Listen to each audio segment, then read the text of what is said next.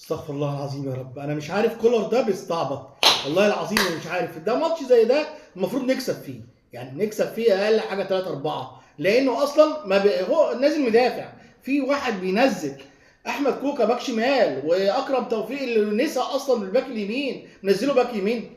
في ايه؟ ده غلطه. تاني حاجه بايد مين؟ بايد حسين الشحات، لعب في الشمال ماشي، وهو المفروض اصلا بيلعب يمين. لما لعب يمين فاق شويه، ولما جه فاق شويه طلعه.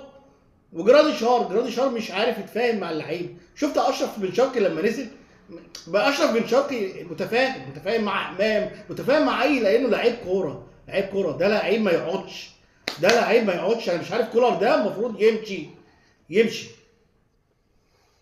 استغفر الله العظيم يا رب. ينرفزنا ويطلعنا من اعصابنا. وانا مش عارف ده مدرب ازاي؟ الخطيب يعني مش عارف لسه مقعده ليه. ده الزمالك راحت جابت بيسيرو اللي هو بيدرب منتخب نيجيريا. يبقى الاهلي ما يجيبش احسن مدرب لو انت داخل عليك كاس عالم الانديه؟ في ايه يا عم؟ لا يا خطيب، لا كده ما ينفعش. لازم كولر ده يتغير، لانه فكره ما فيش. فكر معاق، فكره معاق. يعني انت جيت في اللحظات الاخيره جاي بتلاعب مين؟ اشرف داري، واشرف داري بقاله كام ماتش ما لعبش. في ايه؟ في ايه؟ عندك نص الملعب الحمد لله بقينا مروان عطيه واحمد رضا بقوا ثابتين في نص الملعب 10 على 10.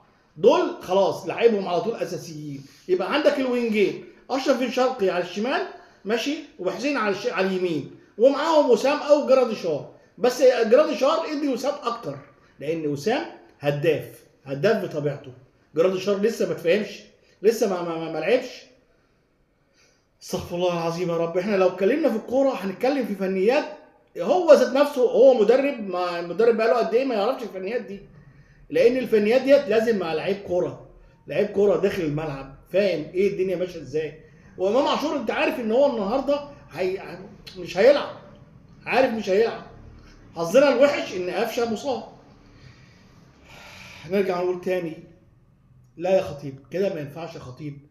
لازم تغير كولر، لان كولر فكره عقيم، فكره دفاعي، فكره ما فيهوش كوره ابدا.